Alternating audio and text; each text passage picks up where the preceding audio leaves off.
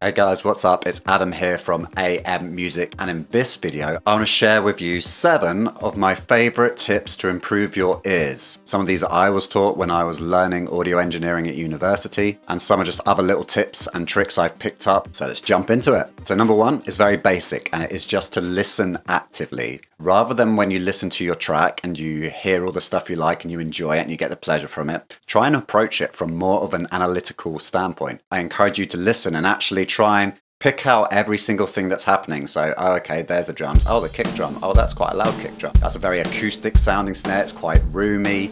You can hear the snares are on. It's got quite a bit of rattle to it. And just start trying to notice all of these details. And what I did, and this is really helpful for improving your arrangement as well, is but I would actually listen to all my favorite tracks and write down everything that I would hear. So if it was a drum and bass track, I might be like, oh, the bass sweeps up at bar 32 and then it drops and there's a massive sub bass impact. And by training your ear to focus on the actual little details, it will transfer over into your own productions. One of our assignments when at university was to listen to these 3 tracks we were prescribed. I think it was Beach Boys, Massive Attack, and I forget the third one. And the assignment would be to write an essay basically about all the production things you hear happening in these tracks. So from then onwards, I would then do that for all my favorite tracks as well.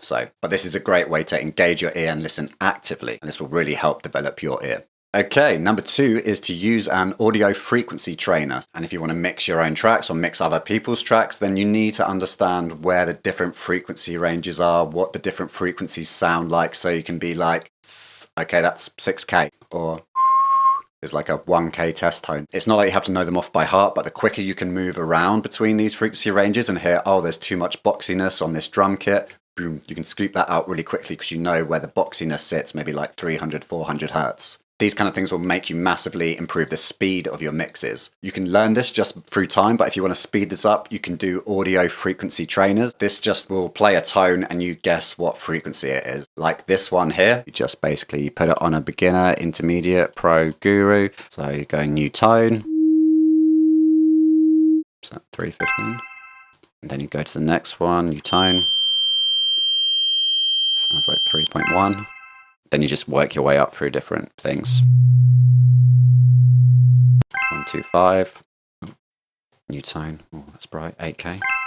And what you'll do is you'll start to get an idea of what these tones sound like. And it might not seem like it translates, but it does really help when it comes to EQing things. So I recommend doing something like this, just practicing like this every so often, and just helps you get your ear in a bit quicker. I really like this one. It's just from MediaCollege.com. And if you do that more and more, you'll become accustomed to what 250 hertz sounds like, 500, 1K, 2K, 4K, 8K. You might notice that these are all kind of double frequencies. So technically, from a music perspective, they're octaves. So if you learn where the octaves are, and this is going to allow you to mix a lot quicker and a bit more accurately as well. Okay, my third tip is to mix as much as you can get your hands on. That way you really are going to learn a lot faster. The way to improve something is to do it over and over and over, repetitions, right? Now, it also helps to get some feedback on those reps to make sure you're doing stuff right and getting corrections. So we need to mix as much as possible. How can we do that? And that can be difficult because where are you going to get these projects from? Well, what you can do is use this free resource, which is great because there's loads of multi-tracks available. Here you can find all of the free multi-tracks. So you can see full multi-track, full multi-track.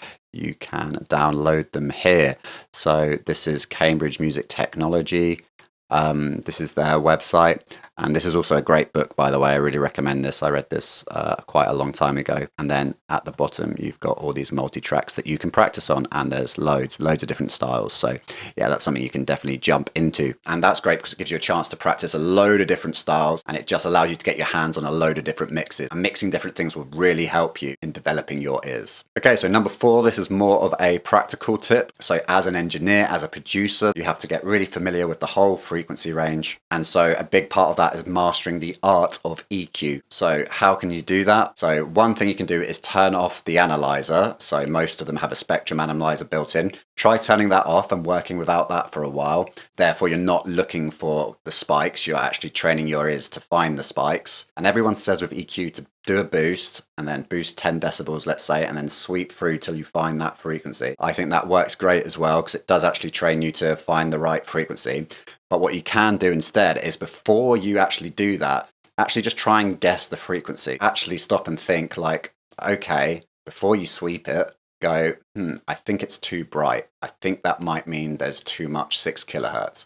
Then you dial in 6K and you see, okay, was I right? No, okay, I was a little bit wrong, but let's just move it around. It was 5K or it was 7K. And then after time, you'll just hone this. But it's just about being a little bit more intentional about the frequencies you're trying to grab. And that will really help your ears develop rather than you just always sweeping through kind of thing. And as I said, no problem with you using the sweeping method. I think that works really well at first. But if you want to develop your ears, then this is going to take them up a notch. So let's put this in practice. I want to try and figure out the frequencies before I do anything. So I'm going to turn the analyzer off. So I know there's quite a lot of brightness going on up there, kind of around this area, because I can hear a lot of hi-hats opens, and the bottom end's quite boomy. So I'd expect to see a kind of almost like a smile-ish kind of shape.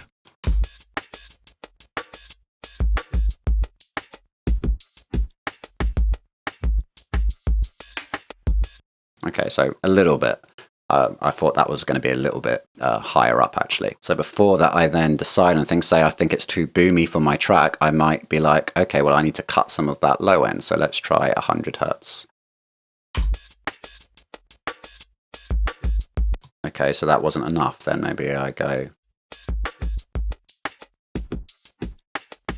Okay, it's very extreme, but I've got rid of that sub if I didn't want that sub. I'll say I think it's a little bit too bright.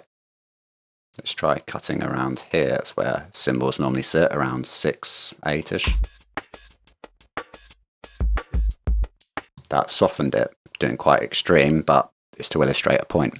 So I wanted it to be a bit boomier in the bottom end, so maybe around 50, 60, I find the kick drum.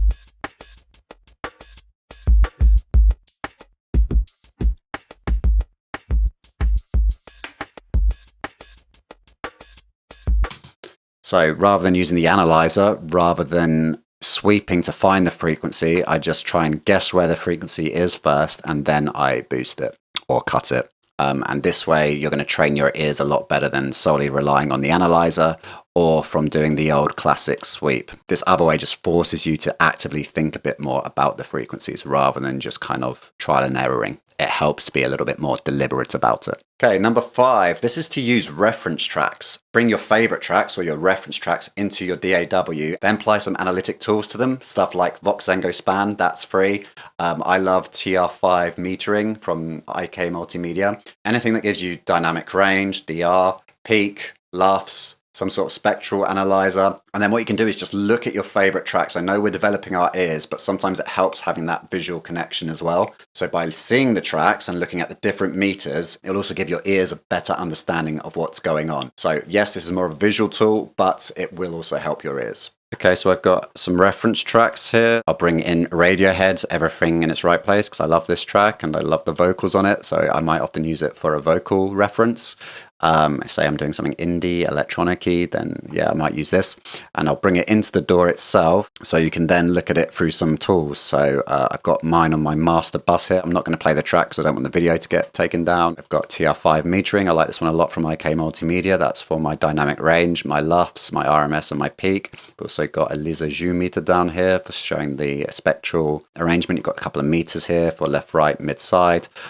So I quite like this, and seeing the phase meter down here, whether stuff's in phase or if it's out of phase. And Span is a great tool. So yeah, you can see all the different frequency ranges that are going on. You can see a fair bit happening down the low end, low mids, quite a warm sound, and then it's a little bit thinner. It's not too bright up here, a little bit thinner in that 2 to 3K. It feels quite smooth. And then a little bit of top stuff up here.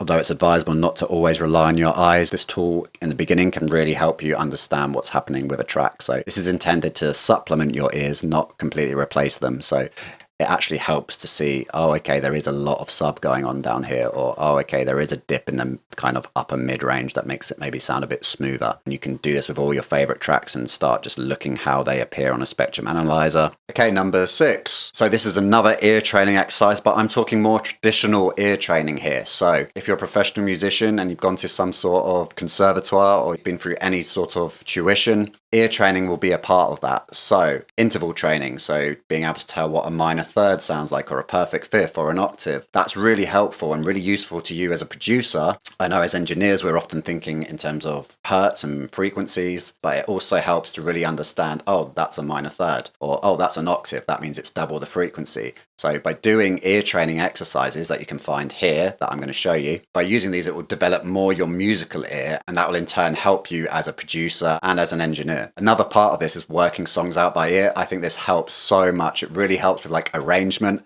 It really helps with developing your ear. And I'm not amazing at this, I must admit, but every time I hear something cool, I do try and figure it out on guitar or on the piano. This just really helps you as an all-rounded musician. Here you have a free interval training website that you can use to practice.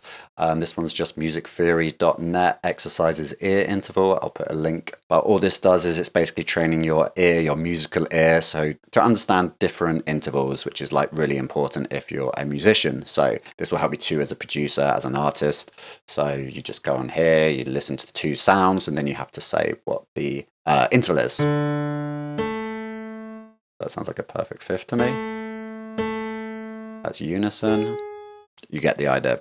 So number 7 is conducting your own audio experiments. The best thing you can do to improve is just to try stuff out yourself. So as a separate session, rather than in the context of making a track, if I find myself with some downtime, then I might be like, I want to see if I can actually hear what the difference in these two compressor models is doing. Or let me compare these two clipping plugins and see which ones I prefer. And actually, rather than going from what someone else has said online, actually conducting experiments, this will really help you develop your understanding and your ear at the same time, because you've done the experiments yourself. Like these, say I want to understand compression better, I bring in maybe a drum kit.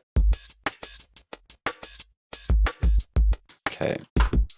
And say you're like, well, I don't really feel like I understand compression. So let's say we want to try and figure out what the difference the attack makes on a compressor. Let's conduct our own experiment. So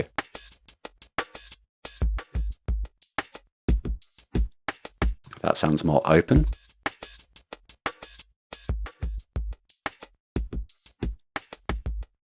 That sounds more choked, a little bit more closed. So, but like actually play with it for a while, try and figure out what the controls do and what different things do. This will help you develop your ears a lot more than just kind of reading about, oh, do a 30 millisecond attack on anything that's guitar, whatever people might say. It's a lot better to actually experiment and try and understand how these controls work.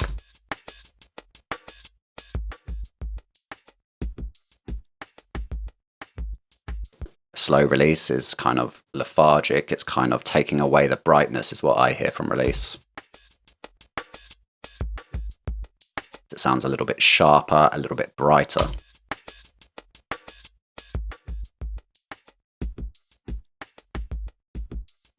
Sounds more suppressed. So yeah, that's just one example using the compressor, but you can do the same with EQ. Okay, what does too much 300 hertz sound like on a drum kit? Well, let's try it.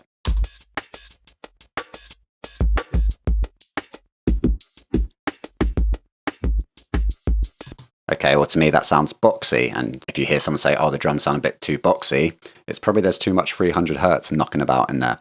So yeah, conduct these little experiments yourself. When you find that you have some time, just be like, oh, what happens if I do this? Really helps you develop your ear. And finally, the bonus tip, number 8, is to mix with your eyes closed. Now, that's really difficult when you're not sitting at a mixing board, and especially as most of us are mixing in our DAWs. But every so often, what you can do is either just close your eyes and listen, and like actively listen, like, okay, what's going on with this track? Okay, bass is way too loud, blah, blah, blah. Another thing I like to do is turn off the screen, and that helps as well, because then you're not getting distracted. You haven't got that visual connection. So if you just turn off your screen for a minute whilst you're listening, and then what you can do is whilst you're listening through without that visual connection, you can make notes. So I have this pad here. Okay, fade up on the intro, balance the intro, bring up the ARP at bar 25. And I was able to make better judgments because I wasn't distracted by all the different things going on in the screen. So there you have it, 8 different tips, tricks you can use to improve your ears, and therefore helping you become a better engineer, a better producer, a better artist. Let me know in the comments if you have any additional ones yourself that you often use, and I'll see you on the next video. Take care.